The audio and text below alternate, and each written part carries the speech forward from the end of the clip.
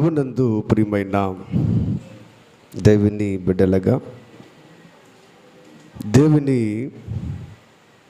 బిడ్డలుగా ఈ లోకములో మనం బ్రతుకుచున్నప్పుడు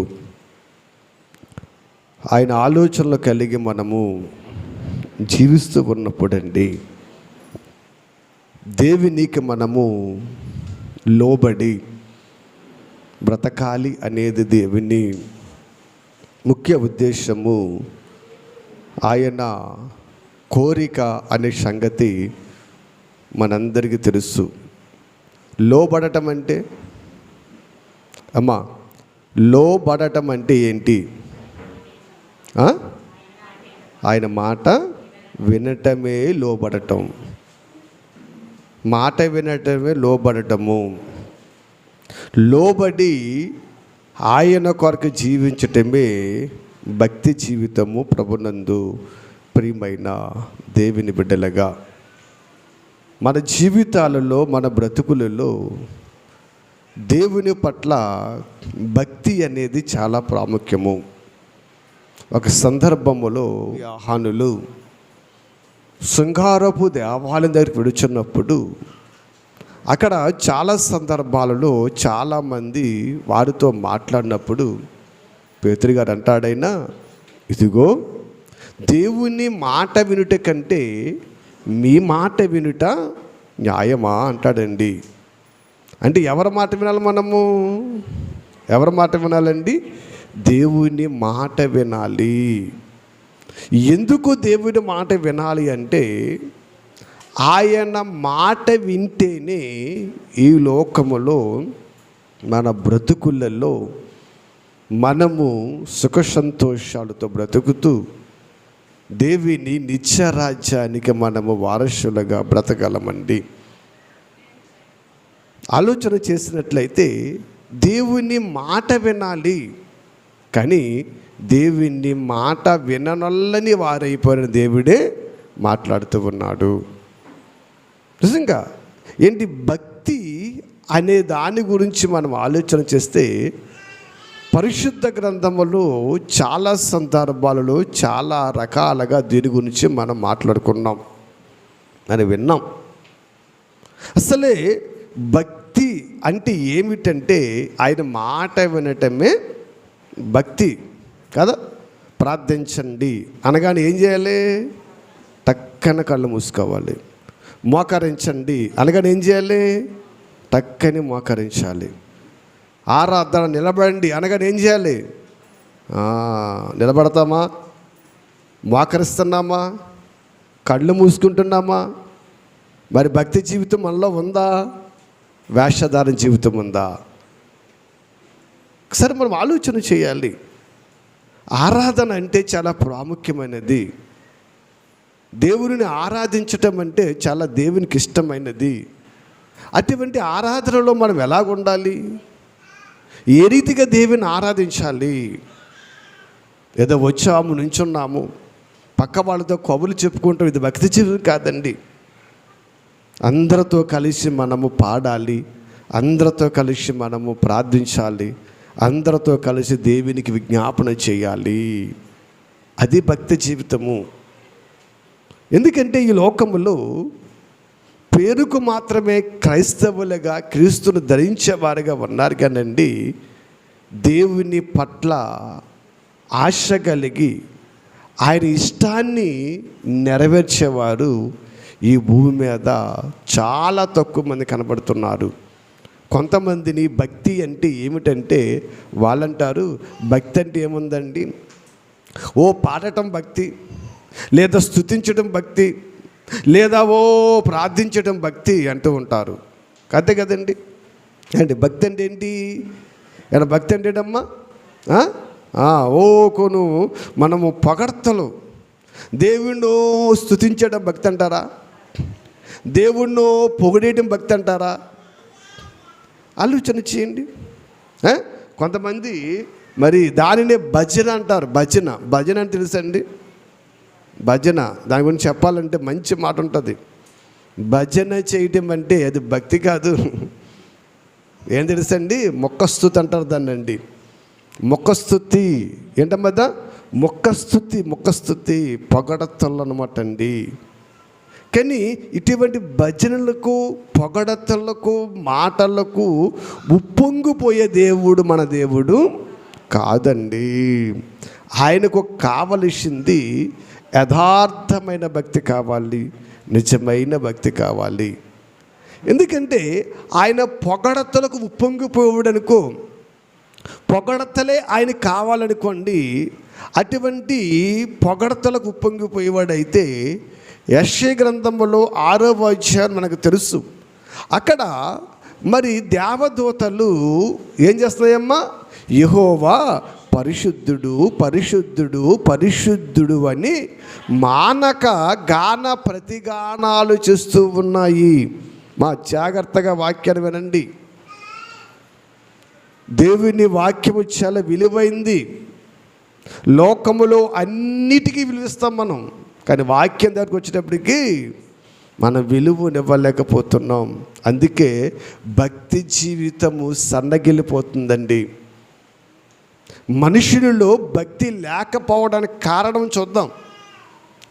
కాబట్టి ఇక్కడ యెహోవా పరిశుద్ధుడు, పరిశుద్ధుడు అని గాన ప్రతిగానాలు చేస్తున్నాయి. ఎవరు చేస్తున్నారు? ఈ మనుషులు కాదు ఏంటి, ఈ సృష్టిలో ఉన్న ఏ జీవరాశి కాదండి. దేవదూతలు పరలోకములో దేవుడు స్తుతిస్తూ ఉన్నవి. మరి దేవదూతలు స్తుతిస్తున్న దేవదూతలు ఎటువంటి వారు? వాళ్ళు ఏమా, వాళ్ళ స్వభావం ఎటువంటిది, వాళ్ళ క్యారెక్టర్ ఎటువంటిది? పరిశుద్ధులు. తెలుసండి, దేవతలు అంటే ఎవరు? పరిశుద్ధులు, పాపము లేనివారు, మలినము లేనివారు పరిశుద్ధులు, దేవదూతలు. కాబట్టి ఇక్కడ మనం ఆలోచన చేస్తే ఈ దేవదూతలు ఎటువంటి క్యారెక్టర్ కలిగినండి? పరిశుద్ధులు, పాపము చెయ్యని వారు, నిరపరాధులు, నిర్దోషులు, నిష్కంకులు కదా. ఇటువంటి దేవదూతలు స్తుతిస్తుంటేనే మీ స్తుతులు ఆపండయ్యా అన్నాడు దేవుడు. స్తుతించమన్నాడా? ఆపమన్నాడు. మరి ఉదయం లేచిన కాడి నుంచి సాయంకాలం వరకు అబద్ధాలు, మోసాలు, కపటము, వేషణ, కంపు కొట్టి ఈ నోరుతో దేవుడు సృష్టిస్తే ఆపమంటాడా? చేయమంటాడా? అండ్ ఆపమంటాడా? చేయమంటాడా? చెప్పాలి మీరు కరెక్ట్గా. పరిశుద్ధుడు స్తుతులే వద్దంటే ఆయనకి. మరి పాపుడు స్తుతులు కావాలా? ఏంటి, పరిశుద్ధుడు స్తుతులే వద్దైనప్పుడు పాపులు స్తుతులు ఆయనకు అవసరత లేదు. ప్రభునందు ప్రియమైన దేవుని బిడ్డలుగా ఆలోచన చేయండి. అమ్మా, స్కూల్లో టీచరు ఎవరిని ఎక్కువ ఇష్టపడతారు? ఫస్ట్ ర్యాంక్ వచ్చిన ఇష్టపడతారా, లాస్ట్ ర్యాంక్ వచ్చిన ఇష్టపడతారా? ఎందుకని? వాడు కష్టపడి ఫస్ట్ ర్యాంక్ సాధించాడు. ఇప్పుడు దేవదూతలు ఫస్ట్ ర్యాంక్లో ఉన్నారు పరలోకములో, మనం లాస్ట్ ర్యాంక్లో ఉన్నాం. వెళ్తామో లేదో కూడా, పాస్ అవుతున్నది కూడా మనకి తెలియదు. అటువంటి పరిశుద్ధులు స్తుతిస్తేనే ఇష్టపడిన దేవుడు. నోటితో మనము స్తుతి స్తుతి స్తుతి స్తుతి స్తుతి అని పూజిస్తే దేవుడు ఇష్టపడతారనుకున్నది సమాజం అండి. భజనలకు, పొగడతలకు లొంగిపోయే దేవుడి కదండి. మనుషులు లొంగిపోతారు. 4 మాటలు చెప్తే ములగ చెట్టు ఎక్కేస్తారు. నీ అంతటోడు లేడంటే కిందున్న వాళ్ళంతా పురుగుల్లా కనపడతారు. అటువంటి సమాజంలో మనం ఉన్నామండి. అటువంటి పరిస్థితుల్లో మనం ఉన్నాము. కానీ దేవుడు అటువంటి వాడు కాదండి. ఎందుకంటే భక్తి అనగానే పరిశుద్ధ గ్రంథములో చాలామంది భక్తి పరుల జీవితాలు మనకు కనబడతాయి. కానీ కొంతమంది 1-2-3 భక్తి పరుల జీవితాలని ఈరోజు మనం జ్ఞాపకం చేసుకుంటే, ప్రాముఖ్యముగా అపోస్తుల కార్యాలలో 10వ అధ్యాయములో ఒక ఆయన మనకు కనబడతాడు. అందరూ కూడా బైబిల్ తీసుకోండి. అపోస్తుల కార్యాలలో 10వ అధ్యాయాన్ని మనం చూస్తే 1 నుంచి మనం చదువుకుంటూ వెళ్తే అక్కడ కనబడుతుంది. ఇక్కడ ఇటలీ పటాలం అనబడిన పటాలములో శతాధిపతి అయిన కొర్నేలు అను ఒక్క భక్తిపరుడు ఉన్నాడు. ఎవరమ్మా? కొర్నేలు అని ఒక భక్తిపరుడు ఎక్కడడిగినా కైసరియలో ఉన్నాడు. కైసరి అంటే ఎక్కడ ఉన్నది? రోమా. చాలా ధర్మశాస్త్ర నిబంధనలు కలిగినటువంటి ఆ పట్టణము ప్రభుత్వం అండి. దానిలో ధర్మశాస్త్రాన్ని మీరితే ఊరుకోరు, ధర్మశాస్త్రాన్ని అధిగమిస్తే ఊరుకోరండి. అటువంటి కైసరు అని పట్టణం ఎందుకు తెలుసండి? ఇటువంటి పట్టణములో ఉండి కూడా ఆయన భక్తిపరుడై ఉన్నాడంటండి. ఏ భక్తి ఇంది? ఏ భక్తిపరుడై ఉన్నాడు ఈయన? దేవుణ్ణి స్తుతిస్తూ ఉన్నాడా? దేవుణ్ణి పొగుడుతూ ఉన్నాడా? సరే మనం ఆలోచన చేయండి. మరి ఇక్కడ మనం ఆలోచన చేస్తే ఈ కొర్నేలు అనే ఈ భక్తిపరుడు ఎటువంటి భక్తి కలిగిన వాడు ఈయన అని ఈయన గురించి మనం ఆలోచన చేసినట్లయితే ఈయన భక్తి జీవితాన్ని దేవుని ఏమంటారు చూడండి. అతడు తన ఇంటి వారితో కూడా దేవుని యందు భయభక్తులు కలిగి ఉన్నాడంటండి. ఈయన భక్తి ఎలాగుందంటమ్మా? ఈయన భక్తి ఎలాగుంది? ఈ డోర్లు వేసిండమ్మా. ఈయన భక్తి ఎలాగుందంటమ్మా? తన ఇంటి వారితో కూడా కలిసి దేవుని యందు ఎలాగుండంటే అయినా భయభక్తులు కలిగి ఉన్నాడు. తన ఇంటి వారితో కూడా కలిసి దేవుని యందు భయభక్తులు కలిగి ఉండి ఏమంటమ్మా? ప్రజల కంటండి బహుధర్మము చేయుచు ఎల్లప్పుడూ దేవునికి ప్రార్థన చేయుచుండెను. ఇక్కడ మనకు కనబడే మాటలు చూస్తే, 1 తన ఇంటి వారందరూ ఎలాగొన్నాడైనా భయభక్తులు కలిగి ఉన్నాడు. మరి మన భక్తి ఎలాగుంటుంది? మన భక్తి ఎలా ఉంటుందమ్మా? భార్య వస్తే భర్త రాడు, భర్త వస్తే భార్య రాదు, ఇద్దరు వస్తే పిల్లలు రారు, పిల్లలు వస్తే తల్లిదండ్రులు రారు. చూసారా? ఇక్కడ మనం ఆలోచన చేస్తే కొర్నేలు తన ఇంటి వారందరితో దేవుని మీద నమ్మకం ఉంచాడు, దేవుని పట్ల భయభక్తులు కలిగి ఉన్నాడు. అంతేకాదా ప్రజల కంటండి ఈయన భక్తులు ఏం చేయడమ్మా? బహుధర్మము చేస్తూ ఉన్నాడంట. బహుధర్మము. ధర్మం అంటే దానం చేస్తూ ఉన్నాడు, మంచి కార్యాలు చేస్తూ ఉన్నాడు, వాళ్ళ ఇబ్బందుల్లో పరామర్శిస్తూ ఉన్నాడు, వారి అవస్థతలు తీరుస్తూ ఉన్నాడు. ఇలాగ మనం ఆలోచిస్తే ఆయన బహుధర్మము చేయుచున్నాడు అన్నమాట కనపడుతుందండి. ఏం చేయడమ్మా? ఆయన బహుధర్మము చేయుచున్నాడు అంటండి. ఇలాగా ఆయన ప్రజలకు బహువ్రతం చేస్తూ దేవునికి ఏం చేస్తున్నాడు? ఈయన ప్రార్థన చేస్తూ ఉన్నాడండి. చూడండి, 1 ఇల్లంతా భక్తిపరులుగా ఉన్నారు, 2 ప్రజలకు బహుధర్మణ చేస్తూ ఉన్నాడు, 3 ప్రార్థన చేస్తూ ఉన్నాడు కదా. ఇక్కడ మనం ఆలోచన చేసినట్లయితే మరి కొర్నేలు భక్తి జీవితం చూస్తున్నాం. మరి మన భక్తి జీవితంలో ఏముంది? ఎక్కువ ప్రార్థన ఉంటుంది, కానీ దేవుని పట్ల భయం ఉంటుందా? దేవుని పట్ల భయం అంటే ఎలాగుండాలి? దేవుని పట్ల భయం అంటే ఎలాగుండాలి? ఇప్పుడు స్కూల్కి విద్యార్థి బాగా వెళ్ళాడు కదా, అక్కడ మరి ఇచ్చిన హోంవర్క్ చెయ్యలేదనుకో టీచర్ ఏం చేద్ది? కొడతాది కదా. ఇప్పుడు ఇచ్చిన హోంవర్క్ చేసుకుపోతున్నానుకో అంటే ఇతనికి అర్థం ఏమర్థమైంది? టీచరు కొడతాదనే భయం ఉంది కనుక ఇచ్చిన హోంవర్క్ పెండింగ్ లేకుండా చక్కగా చేసుకుపోతున్నాడు. అర్థమైందా? ఇప్పుడు భయం లేని వాడు ఏం చేస్తాడు? హోంవర్క్ చేయడు, టీచరు కొట్టుకో అంటాడు అంతే. ఈ పాప చెప్తాడు, లేదా చెయ్యప్ప చెప్తాడు, ఎంత కొట్టుకుంటా కొట్టుకో, వాడికి ఏమి లేదు, భయము లేదు. భయం ఉన్నవాడు హోంవర్క్ను చక్కగా చేసి టీచర్కి ఇస్తాడు. అది భయము కదా. ఇప్పుడు మన దగ్గరకు వచ్చామనుకోండి, ఇప్పుడు మనకు భయం ఉందని ఎలా తెలుస్తుంది? ఎలా తెలుస్తుంది? దేవుడి దగ్గరికి వచ్చేసి అయ్యా అయ్యా అయ్యా అంటే భయం అంటారా? వణుకుపోతాం భయం అంటారా? మోకరించడం భయం అంటారా? కాదు. ఆయన మాట వినటమే ప్రభునందు ప్రియమైన దేవుని బిడ్డలుగా. మాట వినటం అంటే వాక్యాన్ని వినటము. వాక్యములో ఉన్నది ఉన్నట్టు మనం ఏం చేయాలి? చెయ్యాలి. కానీ ప్రపంచములో క్రైస్తవులలో ఈ భయభక్తులు లేవండి. వస్తాం, వెళతాం, అటెండెన్స్ చేసుకోవటం అంతేనండి. వాక్యాన్ని వినాలని ఆసక్తి ఉండదు. ఏంటి? వాక్యాన్ని విన్న వాక్య ప్రకారం బ్రతకాలని ఆసక్తి ఉండదు. అంటే ఎటువంటి భక్తి క్రైస్తవుల జీవితంలో ఉందో ఆలోచన చేయండి.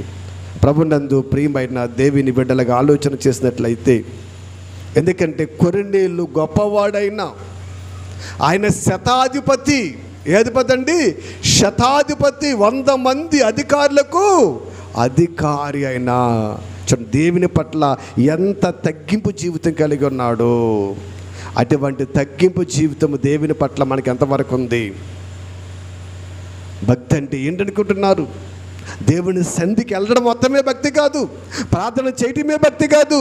వాక్యాలు చదవడమే భక్తి కాదు. పాటలు పాడటమే కాదు భక్తి కాదండి. మన బ్రతుకులో క్రియల రూపములో జరిగించవలసినవి ఎన్నో ఉన్నాయి. ప్రభునందు ప్రియమైన దేవుని బిడ్డలుగా మనం ఆలోచన చేసినట్లయితే, అది అపోస్తలుల కార్యాలలో 22వ అధ్యాయంలో అక్కడ కూడా ఓ భక్తిపరుడు మనకు కనబడుతూ ఉంటాడండి.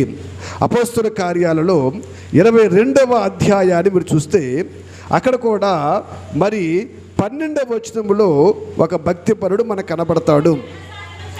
అంతటా ధర్మశాస్త్రము చొప్పున భక్తిపరుడును అక్కడ కాపురమున్న యూదులందరి చేత మంచి పేరు పొందినవాడైన అనానియ అను ఒకడున్నాడంట అక్కడండి. అక్కడ కొర్నేలు. ఇక్కడ ఎవరమ్మా? అనానియా.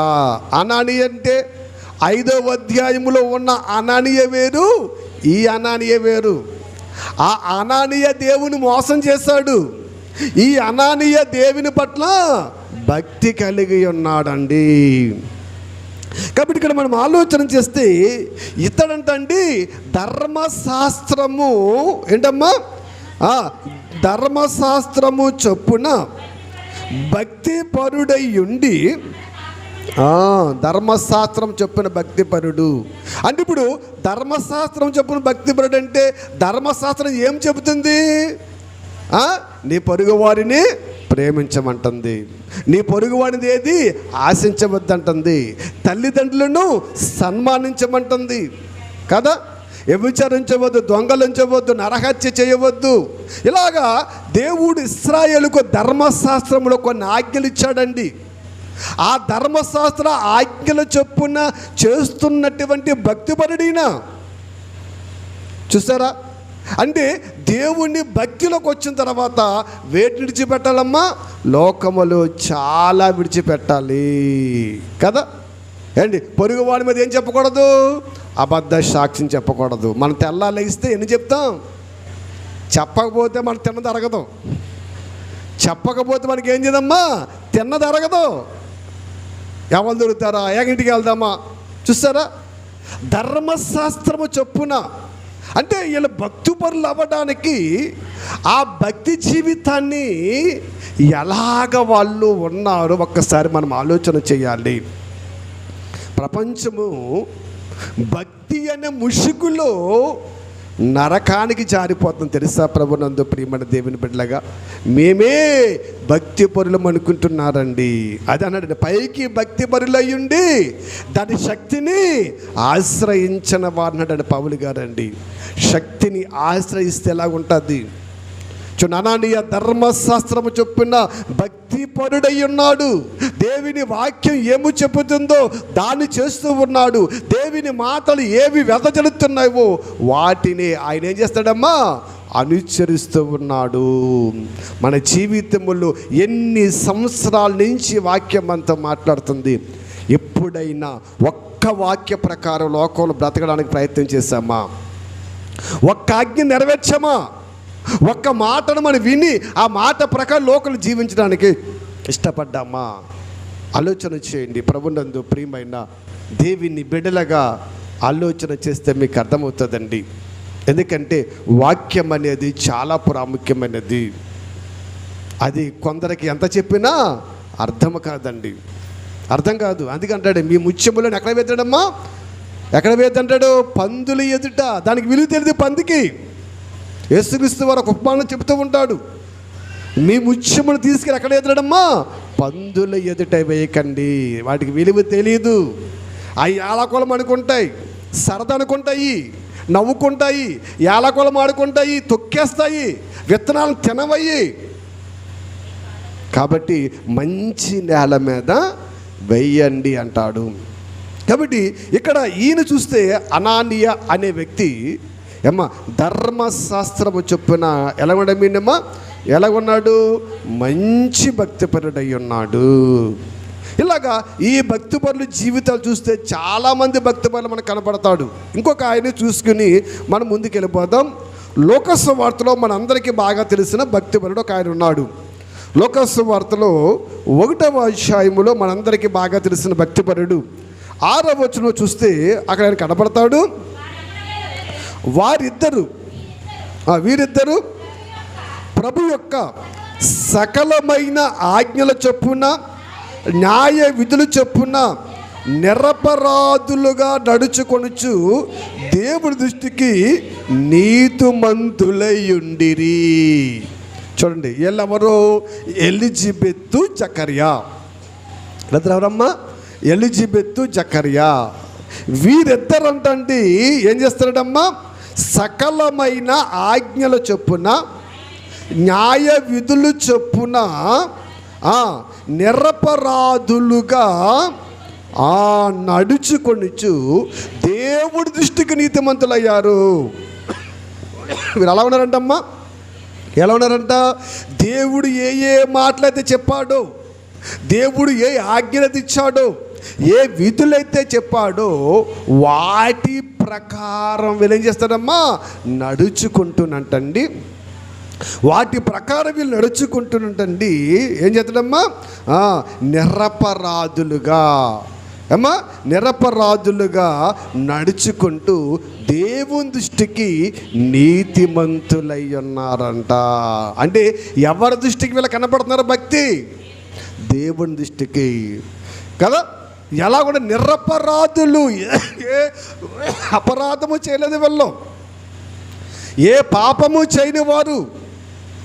దేవుని దృష్టిలో, మనుషుల దృష్టిలో కచ్చమ్మా, దేవుని దృష్టికి అక్కడ. అందుకని అక్కడైనా దేవుడి దృష్టికి నీతిమంతులు. మనుషుల దృష్టికి ఎలా ఉంటారు? ఎలా ఉంటారమ్మా? మంచి చేసినప్పుడు మనుషుల దృష్టికి ఎలా ఉంటాడమ్మా? చెడ్డవాడిగానే కనపడతాడు, శత్రువుగానే కనపడతాడు, దుష్టుడిగానే కనపడతాడండి. కానీ ఎవరి దృష్టికి నీతిమంతులు కనపడాలి? మనం దేవుని దృష్టికి ఎలా కనపడమ్మా? నిరపరాధులుగా కనపడుతున్నారు. చూడండి, ఈ ముగ్గురు జీవితాలను మనం చూస్తానండి. వీరు ఎంత భక్తిగా ఉండడానికి గల కారణం ఏంటి? దేవుని ఆజ్ఞలు. ఇలా ముగ్గురిని చాలామంది ఉన్నారు పరిశుద్ధ గ్రంథములో. ఇలా ముగ్గురిని ఎందుకు చూపించారని మీకు, ఇలా ముగ్గురు జీవితాల్లో ఈ 3 కుటుంబాల జీవితాలనండి భక్తిగా ఉండడానికి ముఖ్య కారణం ఏంటి తెలుసండి?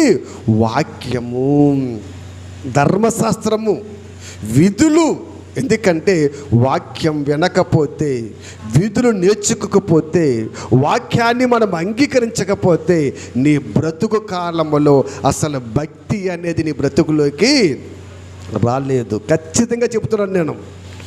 ఇంకా ముందు చూస్తే మీకు అర్థమవుతుంది. ముందు ముందు చూసి ఇంకా మీకు బాగా అర్థమవుతుంది. ప్రభునందు ప్రియమైన దేవుని బిడ్డలుగా భక్తి పరులు చాలామంది ఉన్నారు. ఎందుకు చూడండి, ఈ ముగ్గురు జీవితాల్లో కూడా భక్తిని చూస్తే వీళ్ళేం చేశారమ్మా, ధర్మశాస్త్రపు విధులు చొప్పున బ్రతుకుచూ ఉన్నారండి. వాక్యాన్ని బాగా నేర్చుకుంటున్నారు, ధర్మశాస్త్రాన్ని బాగా అంగీకరిస్తున్న వారిగా మనకు కనపడుతుంది.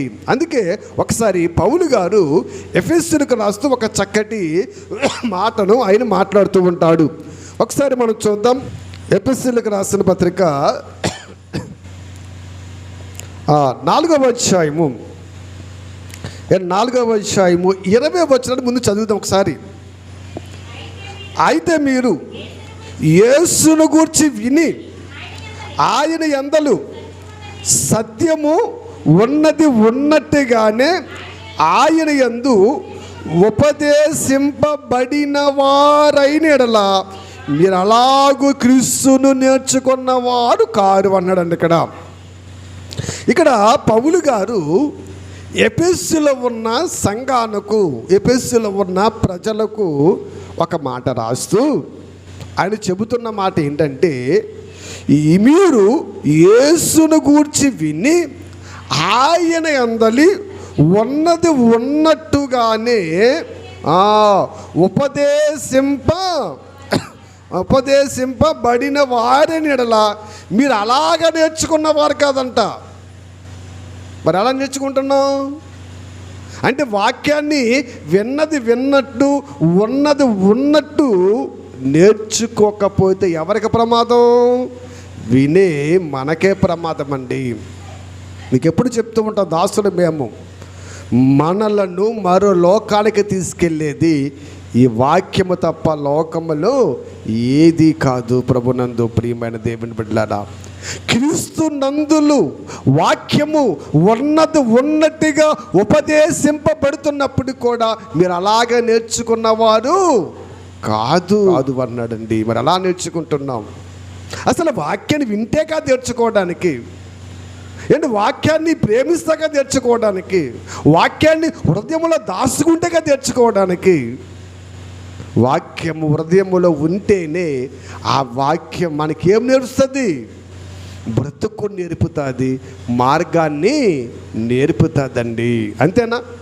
ఇప్పుడు చదువుకున్న చదువు అతనికి ఏమి నేర్పుతుంది? భవిష్యత్తు నేర్పుతుంది, మంచి ఉద్యోగాలు కల్పిస్తుంది, సమాజం ఎలా బ్రతకాలో నేర్పుతుంది, సమాజం ఎలా ఉండాలో నేర్పుతుంది, సమాజం ఎలా జీవించాలో నేర్పుతుంది, ఎటువంటి స్థితి కలిగి ఉండాలో చదువుకున్న చదువు అతనికి నేర్పిస్తుంది. మరి విన్న వాక్యం ఏం నేర్పించాలి మనకి? దేవుని కొరకు ఎలా బ్రతకాలు నేర్పించాలి, దేవుని కొరకు ఎలా జీవించాలి నేర్పించాలి, పరలోకం వెళ్ళాలంటే ఎలా బ్రతకాలో ఈ వాక్యం మనకి నేర్పించాలి. ఉన్నది ఉన్నట్టుగా మనం ఎలా ఉన్నామంట? వినలేని వారిగా ఉన్నామంట.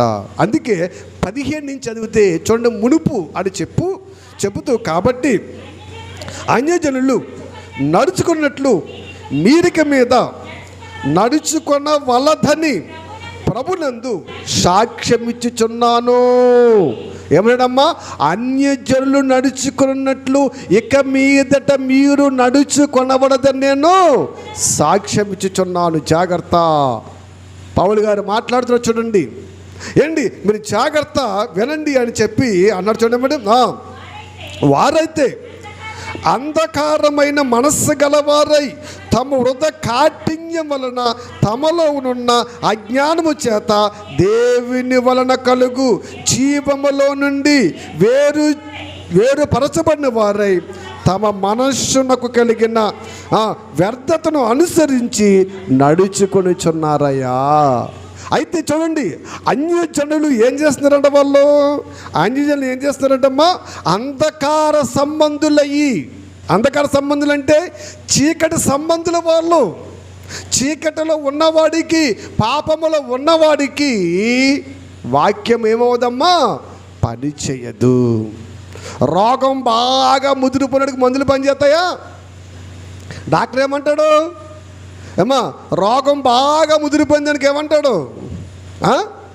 అయ్యా రోగం బాగా ముదిరిపోయింది, ఇంకే మందులు పని చేయవు, ఇంటికి తీసుకుపోండి. ఎందుకని? ముదిరిపోయింది రోగం. వాడికి నీవు ఎటువంటి మందు అయ్యి పనిచేయదు. ఎందుకంటే ఆ మందు ఆ రోగాన్ని నియంత్రించే శక్తి మన దగ్గర లేదండి. అలాగే చూడండి, వీళ్ళు అంధకార సంబంధులయ్యారు. వారి మనస్సులో ఏమైపోయినమ్మా, వ్యర్థపరిచేసుకున్నారు. వాళ్ళు దేవుని మాట వినరు, దేవునికి లోబడరు, దేవుని పట్ల భయము భక్తి వాళ్ళకి ఉండదయ్యా. భక్తి లేనివారు, భయము లేనివారు మనసులను వ్యర్థపరుచుకున్నారు. మీరు వారి వలె ఉండకండి. మీ భక్తి జీవితంలో భక్తి పరులు ఎలాగైతే వాక్యాన్ని విని అంగీకరించి బ్రతుకుతున్నారో ఆ వాక్య ప్రకారం మీరు బ్రతకాలయ్యా అంటున్నాడండి. చూడండి, అందుకే ఇక్కడ మనం ఆలోచన చేసినట్లయితే చూడండి, వాళ్ళు ఏం చేశారండమ్మా, తమ్ముడు తామే ఏం చెప్పారండమ్మా, అపవిత్రకు కామకత్వానికి ఇటువంటి భయంకరమైన వాటికి వాళ్ళు అప్పగించేసుకున్నారు. కానీ మీరు అలా చేయకూడదు. మీరు నా బిడ్డలు, మీరు దేవుని బిడ్డలు, మీరు దేవుని కొరకున్నవారు కాబట్టి ఇదిగో మీరు ఎలాగుండాలో చెబుతూ 23వ వచనంలో చూడండి, కావున మునుపటి ప్రవర్తన విషయంలోనైతే మోసకరమైన దురాశలను చెడిపోయి మీ ప్రాచీన స్వభావను వదులుకొని మీ చిత్తవృత్తి యందు నూతన పరచబడిపోయి నీతి యథార్థమైన భక్తి గలవారై దేవుని పోలికగా సృష్టింపబడిన నవీన స్వభావాన్ని ధరించుకోవాలంటండి. చూడండి, మునుపటు ప్రవర్తన ఏం చేయాలి, విడిచిపెట్టేయాలి. ఎప్పుడు ఒకటే బ్రతుకు కాదండి. క్రీస్తులోకి రాని బ్రతుకు వేరు, క్రీస్తులోకి వచ్చిన తర్వాత బ్రతుకు వేరండి. ఎప్పుడు ఒకటే బ్రతుకు పనిచేయదండి. ప్రభునందు ప్రియమైన దేవుని బిడ్డలుగా, మునుపు నీవు క్రీస్తులోకి రాక మునుపు నిష్ఠానుసారంగా బ్రతికావు.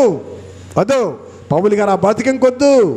ఇప్పుడు మీరు ఏం చేయాలి, నవీన స్వభావాన్ని ధరించుకోవాలి. ఆ స్వభావం రాకపోతే భక్తి జీవితం నీలో ఉండదు, యథార్థమైన భక్తి ఉండదు, నీతియుక్తమైన భక్తి నీకు ఉండదు. ఆ నీతియుక్తమైన భక్తి నీలో లేకపోతే ఇదిగో ఆయన దృష్టికి నీవు ఇష్టడుగా ఉండలేవు కదా. ఏమ్మా ఆలోచన చేయండి. ఇప్పుడు కొన్నేళ్ళు ప్రార్థన చేసుకుంటున్నాడు కదా, కొన్నేళ్ళు ప్రార్థన చేసుకుంటే ప్రార్థన ఎక్కడికి వెళ్ళిపోయింది? అంటే కొన్నేళ్ళు ప్రార్థన చేసుకుని దేవుడి సంధికి వెళ్ళిపోయిందా? ఎందుకు వెళ్ళిపోయింది? ఎందుకు వెళ్ళిపోయింది? అతని భక్తి యథార్థమైనది కాబట్టి. మరి మన ప్రార్థన ఎందుకు వెళ్తలేదు? మన ప్రార్థన ఎందుకు వెళ్తలేదు? ఆలోచన చేశారు ఎప్పుడైనా? మనసుని ఎప్పుడైనా గద్దించుకున్నావా? నీ మనసుని ఎప్పుడు అడిగావా? ప్రభునందు ప్రియమైన దేవుని బిడ్డలుగా బాలరంగా పడి ఏడ్చేస్తే సరిపోదు, అటు ఇటు దొల్లేస్తే సరిపోదు, పరిగెత్తే సరిపోదండి. అస్సలే నా ప్రార్థన దేవుని యొద్దకు చేరడానికి అటువంటి లక్షణాలు నాలో ఉన్నాయా? ఎప్పుడైనా ఆలోచన చేశారా? దేవుని బిడ్డలుగా ఆలోచన చేయండి. ఎందుకంటే చూడండి, కొన్నేళ్ళు ప్రార్థన వెళ్ళిపోయింది, మరి మన ప్రార్థన ఎందుకు వెళతలేదు? ఏ లోపం ఉంది? ఏ తేడా ఉంది? ఎందుకు? ఆలోచన చేయండి.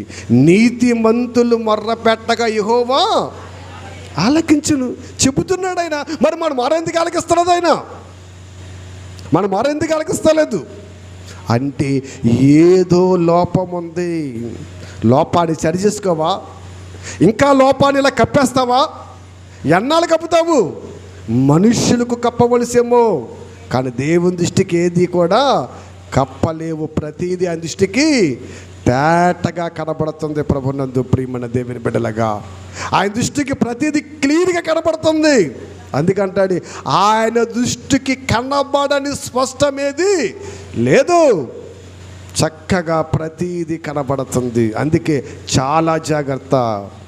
లోకములో బ్రతుకుతున్న వారి గురించి ఎలా బ్రతికినా పర్లేదండి, కానీ క్రీస్తులో బ్రతుకుతున్న వారి గురించే ఈ వాక్యము. క్రీస్తు కొరకు బ్రతుకుతున్న వారి గురించి ఈ వాక్యము.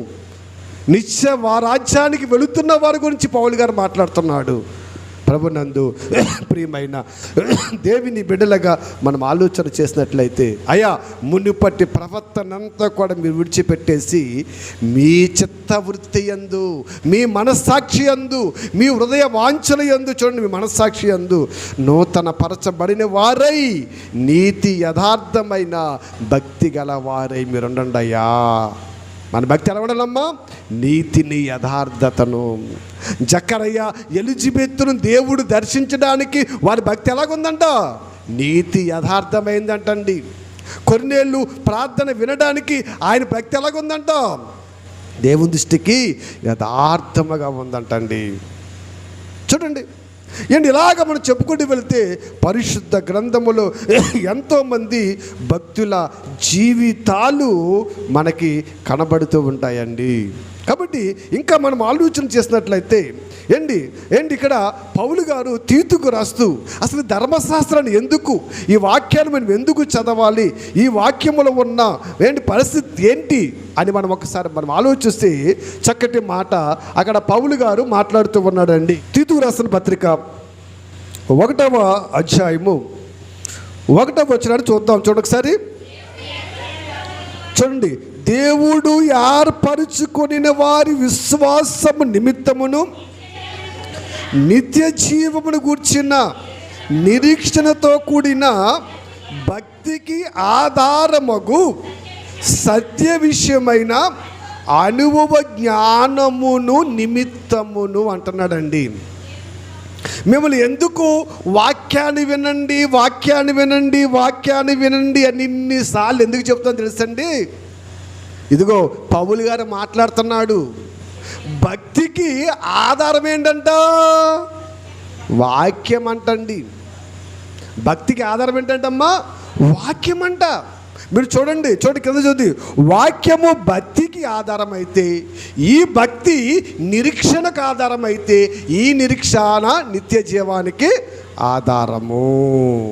అర్థమైందా? ఇప్పుడు నిత్య జీవం కావాలంటే ఏం కావాలి? వాక్యము కావాలి కదా. ఇప్పుడు వాక్యము ఉన్నవారికి ఏమొస్తుంది? భక్తి వస్తుంది. ఈ భక్తి కలిగిన వారికి ఏమొస్తుంది? నిరీక్షణ. నిరీక్షణ అంటే ఓపిక, సహనము. నిరీక్షణ అంటే ఓపిక, సహనం అండి. అబ్రహాము నిరీక్షణ కలిగి ఉన్నాడంటే అర్థం ఏంటి? అబ్రహాము నిరీక్షణ కలిగి ఉన్నాడంటే ఓపిక. ప్రభువా ఎన్ని సంవత్సరాలైనా పర్లేదని ఆయన, నాకు ఆ పునాదులు గల పట్టణము కావాలి, అది నిరీక్షణ. ప్రభు ఇచ్చేవా? ప్రభు వెళ్ళిపోవాలి, తొందరగా ఉంది, ఇది అనలేదైనా. ప్రభువా ఎంత కాలమైనా పర్లేదు, ఓపికతో చూస్తానైనా, కానీ ఆ పట్టణం మాత్రం నాకు కావాలి, అది నిరీక్షణ అండి. అది ఓపిక ఉండాలి. మాట అంటే పడము కదా, ఆవేశం ఎక్కువ, కోపాలు ఎక్కువ, ఆతృతలు ఎక్కువ. మనలో నిరీక్షణ ఎక్కడ ఉంటుంది? ఓపిక ఎక్కడ ఉందండి? సహించుకోలేము. ప్రతిదానికి చిరుబుర్లాడతాం, ప్రతిదానికి కోపద్రికలు అయిపోతాం. క్రైస్తవుడు ఏం చేయాలి తెలుసండి? కోపం వచ్చినప్పుడు ఏం చేయమన్నాడే? ఏదో చేయమన్నాళ్ళండి. Thums Up drink తాగమన్నాడా? ఏమా లేదా చికెన్ బిర్యానీ చేస్తున్నామన్నాడా? కోపం వచ్చాడు ఏం చేయాలి? ప్రార్థన చేయాలి. కానీ చేస్తామేంటి? చక్కగా చెప్తాం. అక్కడికి వచ్చేటప్పటికి ప్రార్థన మనకి ఎక్కడ జ్ఞాపకం వస్తుంది? కోపము మానుము, ఆగ్రహము విడిచిపెట్టము, అది నీకే కీడు తెచ్చును అంటున్నాడు పౌలు గారండి.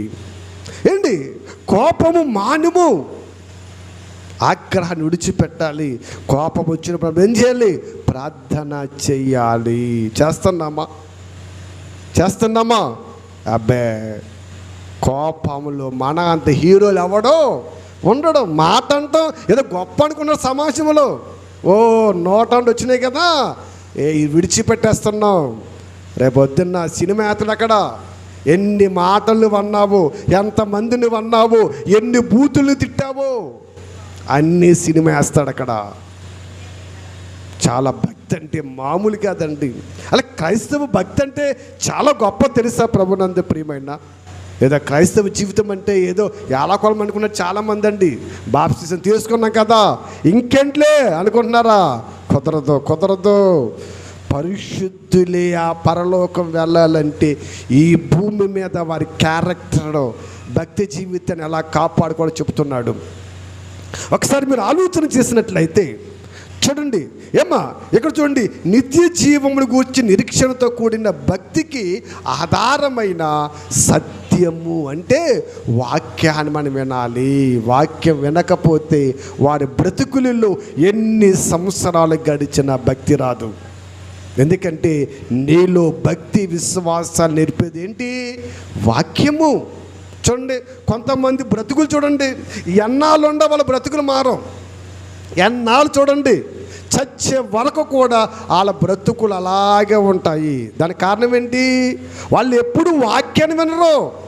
అదేంటండి, ప్రార్థనకు వస్తారు మామూలే, మీటింగ్కి వెళ్తారు మామూలే, టీవీ కనపడితే వాక్యం వినపడుతుంది మామూలే. అది ఎక్కడికి వెళ్తుంది? ఇలాగెళ్ళిపోద్ది. ఇక్కడికి మాత్రం అది వెళ్ళదు. వాక్యం అండి, వాక్యం ఇక్కడ ఉంటేనే ఆ వాక్యమే నీ భక్తిని పెంచుతుంది, నీలో విశ్వాసాన్ని పెంచుతుంది. అందుకన్నాడు పౌలు గారు చక్కటి మాట ఆయన మాట్లాడినట్టు. చూడండి, ఇంకొక అద్భుతమైన మాట మనం చూస్తానండి. తీతు పత్రికలో 2వ అధ్యాయం 12వ వచనం ఒకసారి, మనము భక్తిహీనతను ఇహలోక సంబంధమైన దురాశలను విసర్జించి శుభప్రదమైన నిరీక్షణ నిమిత్తము. ఏ నిరీక్షణమ్మా? శుభప్రదమైన నిరీక్షణ నిమిత్తం. వేటి విడిచిపెట్టాలి? ఏ విడిచిపెట్టమ్మా? భక్తిహీనతను దురాశలను మనం ఏం చేయాలమ్మా? విడిచిపెట్టాలి. ఈ దురాశలను, ఈ భక్తిహీనతను మనం విడిచిపెట్టలేదనుకోండి, అది మనల్ని తినేస్తాయి, మన భక్తి జీవితం తినేస్తాయి. మీరు బాగా ఆలోచన చేయండి. ఇప్పుడు ఇంట్లో మీరు కింద పందారేశారు కదా, పంచదారో బెల్లమో ఏదోటి కింద పడ్డది వంటగదిలో కదా. ఇప్పుడు ఆ పంచదార దగ్గరికి, ఆ బెల్లం దగ్గరికి చీమల చేని అనుకోండు, పంచదార ఉంటుందా? తినేస్తాయా? మరి పంచదార దగ్గర చీమల తేరితేనే పంచదార తినేస్తే, వాక్యం మనలో లేకపోతే, భక్తిహీనత మనలో ఉంటే, ఆ భక్తిహీనత పరలోకపు జీవితాన్ని తినేదా? ఇక్కడికి వచ్చినప్పుడు డౌట్ మనకి, మళ్ళా ఇక్కడ వచ్చిన డౌట్ తినివేస్తుంది. ప్రభునందు ప్రియమైన దేవుని బిడ్డలుగా, అందుకే పౌలు గారు మాట్లాడుతూ చూడండి, చూడండి, ఆహా, మహాదేవుడు మన రక్షకుడని యేసుక్రీస్తు మహిమ యొక్కయు ప్రత్యక్ష కొరకు ఎదురు చూస్తూ ఈ లోకములో స్వస్థ బుద్ధితోనూ నీతితోనూ భక్తితోనూ బ్రతుకుచుండవలనని మనకు బోధించుచున్నది. ఏం బోధిస్తుంది? వాక్యం బోధిస్తుంది. ఈ వాక్యం నేర్పుతుందండి మనకండి. అందుకే వాక్యాన్ని వినండి, వాక్యాన్ని చదవండి అని ఇన్నిసార్లు మీకు చెప్తుంటాం. ఏమైపోయారు జనము? వినలొల్లని ప్రజలైపోయారండి, దురద చెవులు గలవారు కదా. వాక్యం అనేసి చక్కటి కథ చెబితే ఎలా ఉంటుంది? ఇప్పుడు ఒక్కళ్ళ కదలరు, ఒక్కళ్ళు మాట్లాడుకోరు కదా. ఈరోజు మనం ఎన్టీఆర్ సినిమా విడుదల చెప్పుకుందాం, ఎలా ఉంటుంది? మాట్లాడతారా? మంచినీళ్ళకి వెళ్ళరు, పాస్కి వెళ్ళరు, పిల్లలు మాట్లాడినవారు, ఎవరిలో మాట్లాడినవారు. వాక్యం దగ్గరికి వచ్చేటప్పటికి అయ్యో ఎప్పుడు విడిచిపెడతారంటే వీడు ఇంకా అవదంటావా?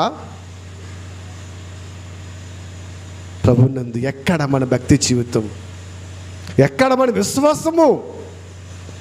మీకు తెలియకుండా అహంకారం అనే మహమ్మారి మిమ్మల్ని తినివేస్తూ గర్వం అనే నాశల్లోనికి మిమ్మల్ని నడిపించేస్తుంది. మీకు తెలుస్తుందా? తెలుసుకోవా? మెలకు రాదా? ఇంకా మత్తులోనే ఉండి నాశనానికి వెళ్ళిపోతావా? ఒక్కసారి ఆలోచించండి. ప్రభునందు ప్రియమైన దేవుని బిడ్డలుగా, ఎంతకాలం భూమి మీద బ్రతుకుతామో ఎవరి జీవితానికి శాశ్వతము లేదండి. ఎవరి బ్రతుకు గ్యారంటీ లేదు. ఏంటి, ఎవరు ఏ క్షణాన్ని ఎలా కన్ను మూసి వెళ్ళిపోతున్నారో తెలియని రీతిలో వెళ్ళిపోతున్నారండి. మనం వెళ్ళిపోతాము, భూమి ఎవ్వరికి శాశ్వతం కాదు. కానీ వెళ్ళిపోయే లోపు నీ భక్తి జీవితాన్ని సిద్ధపరచుకొని నిత్య రాజ్యానికి వెళ్ళాలని కోరిక నీకు లేదా? ఆశ నీకు లేదా? అలాంటప్పుడు ఇక్కడికి రావక్కర్లేదు.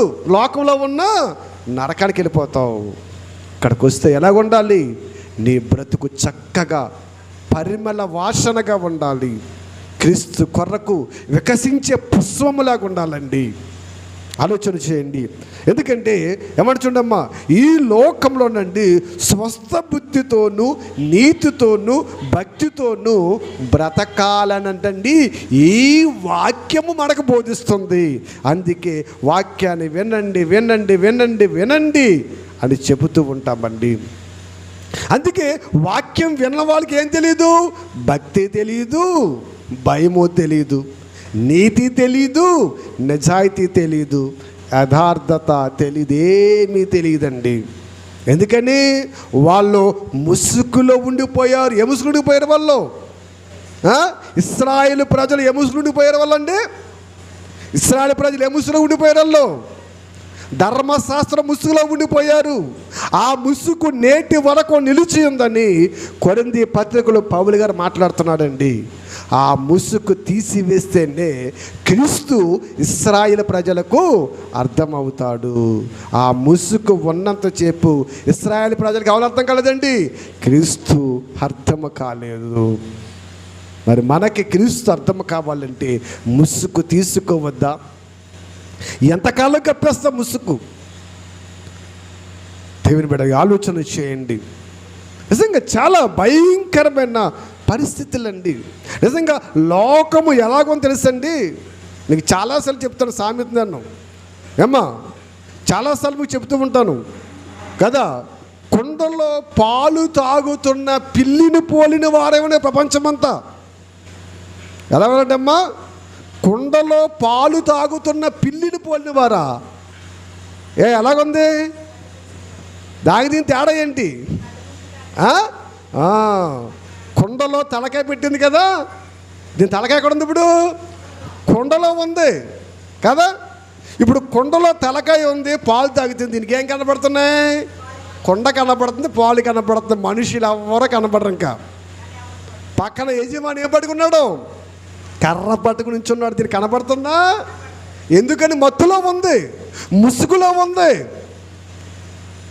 వచ్చి సాసమని నడ్డి మీద కొడితే నడ్డి ఇరిగిన తర్వాత అయ్యో బాబోయ్ నా తల కుండలో ఉందా అని బయటికి తీసిందంట. ఇప్పుడు ఏమి ఇరిగిపోయింది? నడ్డి ఇరిగిపోయింది. ఈడ్చుకుంటూ వెళ్ళింది. ఉపకారం ఉందా? దేవుడు కొట్టే వరకు కూడా క్రైస్తవుడు అదే ముసుగులో ఉన్నాడు. చాచ పెడితే ఆయన కొడితే మన బ్రతుకు ఏమైపోద్దో మీకు అర్థమవుతుందా? భక్తి ముసుగులో వేషధారణతో నటిస్తున్నావేమో. నీ బ్రతుకు నువ్వు చూస్తున్నది ప్రపంచం కాదు, ఎప్పుడు కాదు. నేను చెబుతున్నాను, నువ్వు అనుకున్నది ఎప్పుడు దృష్టికి యథార్థమైనది కాదని ప్రసంగి గ్రంథములో నేను సొలొమోను గారు ప్రసంగిలో సామెతలు చెప్తున్న సొలొమోను గారండి. నీ దృష్టికి నువ్వు చూస్తున్నది యథార్థమైనది కాదు. ఎవరి దృష్టికి వాడు యథార్థమైనది కనపడతాడు, అది యథార్థమైనది కాదు. భక్తి అంటే బైబిల్లోకి రా, దేవుని దగ్గరికి రా, దేవుని వాక్యాన్ని చదువు. అసలు ఏంటో భక్తి వివరించుకో. నువ్వు ఆచరిస్తున్న భక్తి అది భక్తి కాదు. ప్రభునందు ప్రియమైన దేవుని బిడ్డలాగా చూడండి, భక్తి పరులు అయ్యుండి దాని శక్తిని ఆశ్రయించని వారు, దేవుని బలం తెలియదు వాళ్ళకి, దేవుని శక్తి తెలీదు, దేవుని జ్ఞానం అసలు వారికి తెలీదు. అందుకే చూడండి, ఎందుకు ఈ వాక్యం ఏం బోధిస్తుందంట? భక్తిగా ఉండాలని బోధిస్తుందంట, నీతి కలిగి ఉండాలని బోధిస్తుందంట, స్వస్థబుద్ధితో ఉండాలని ఈ వాక్యం బోధిస్తుంది. అందుకే వాక్యాన్ని వినండి వినండి వినండి వినండి అని ఎన్నిసార్లు మరపెడుతున్నాం. యాకోబు ప్రశ్న ఉంటాడు కదా, యథార్థమైన భక్తి ఏదనగా ఏమా మన బాధ్యత ఏమంటాడమ్మా? విధవరాళ్ళను ఇబ్బందులలో పరామర్శించటము, అనాథులను ఇంట చేర్చుకోవటము కదా. వాటితో పాటు ఇంకేం చెప్తాడు? ఇదిగో ఇహలోక మాలిన్యం. యాకోబు 1:27 కొంట చూడండి, ఇహలోక మాలిన్యము తన కంటకుండా కాపాడు కొడుటయ్యే భక్తి. భక్తి అంటే ఏంటంట? భక్తి ఏంటంటమ్మా? ఈ లోకములో పాపము అంటకుండా కాపాడుకోవటమే భక్తి అంటండి.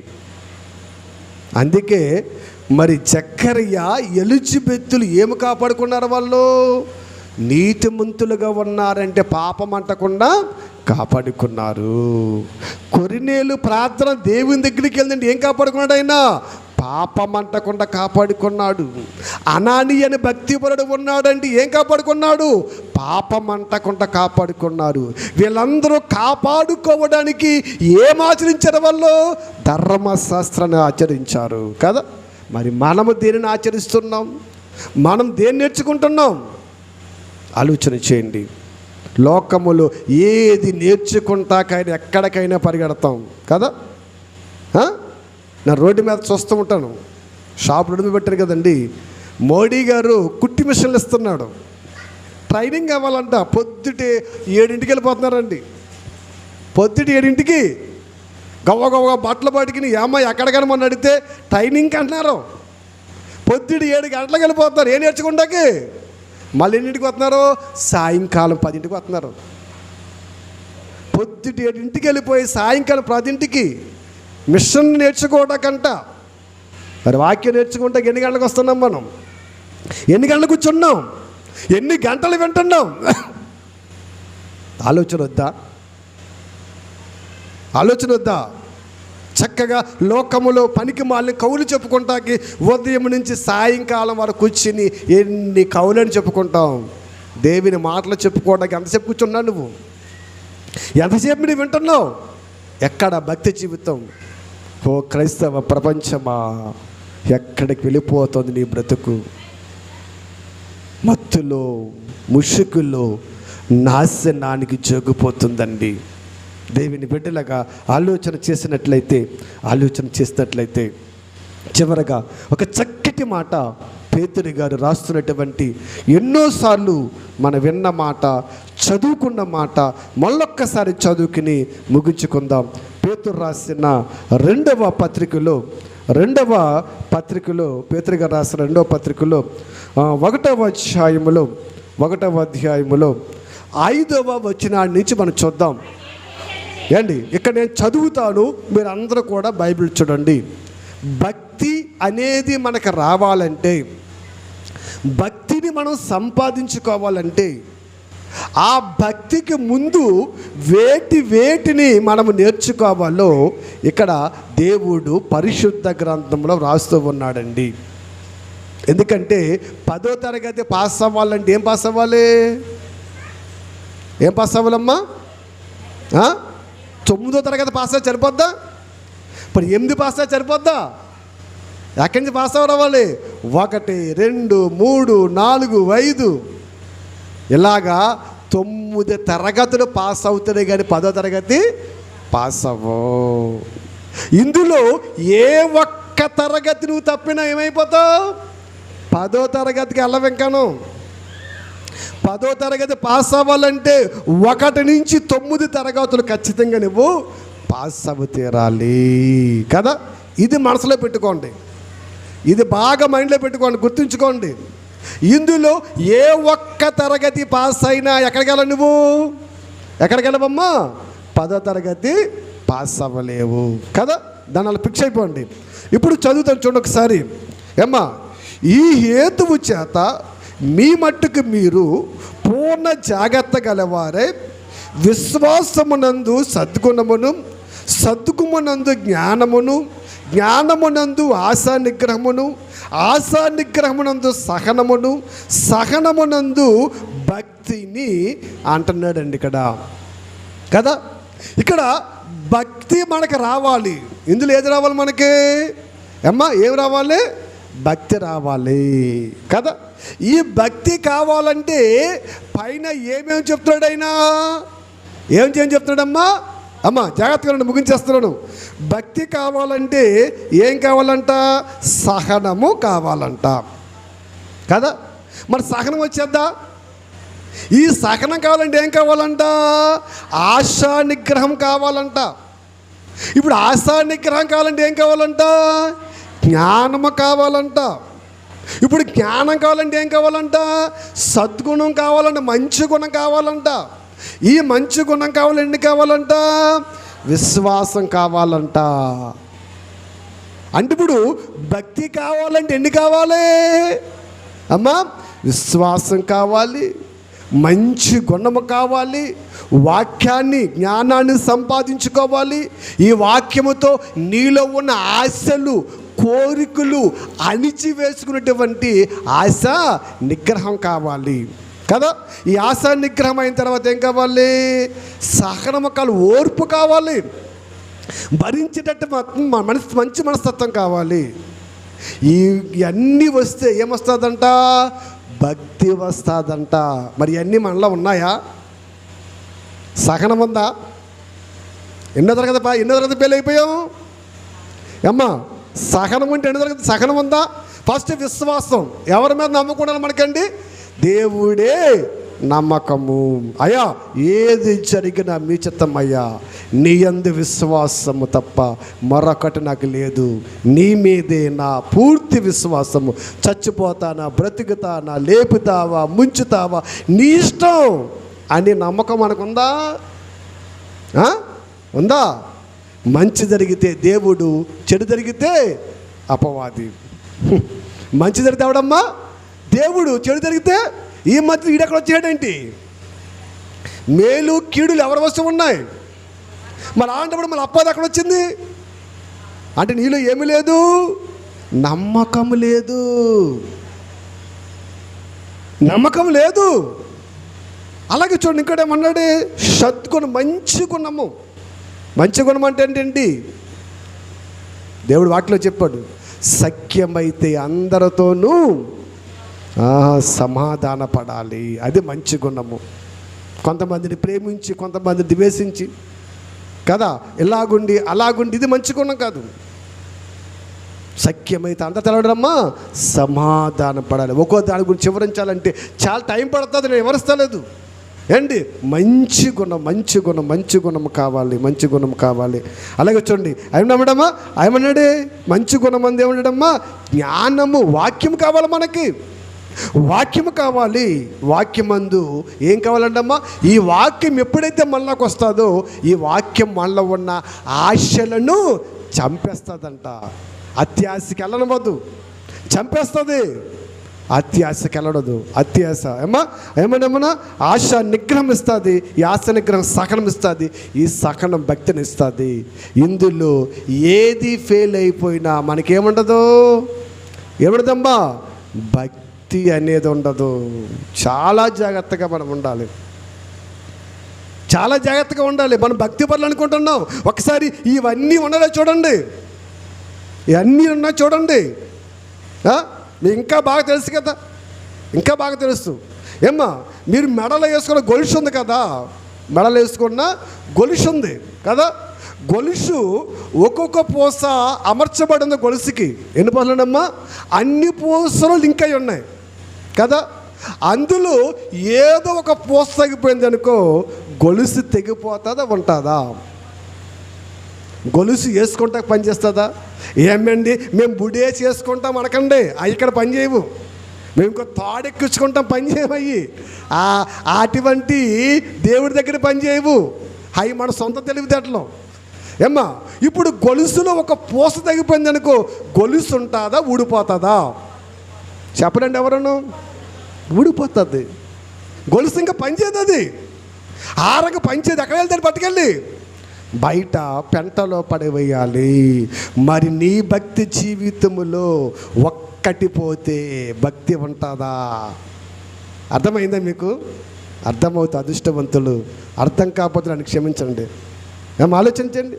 ఒక్కడ తెగిపోతే భక్తి జీవితం ఉంటుందా? మరి ఎలా భక్తి పనులు అనుకుంటున్నావు నువ్వు? దేవుని పిల్లలుగా మన దేవుడు గొప్పవాడండి. ఎక్కడ నువ్వు తప్పిపోతావేమోనండి, ఎంత చక్కగా వివరిస్తున్నావు చూసారా, ఎంత అద్భుతమైన మాటలు చెప్తున్నాడు చూసారా. ఆలోచన